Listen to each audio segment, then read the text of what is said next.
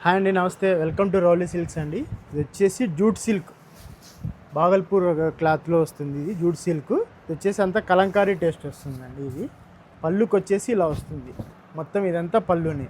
పళ్ళు కూడా 2.5 మీటర్ వస్తుందండి. ఇది ఎంత కలంకారీ పళ్ళు చూపెడతాను చూడండి. చాలా బాగుంటుంది. ఇది చాలా పళ్ళు కూడా పెద్ద పళ్ళు వస్తుంది.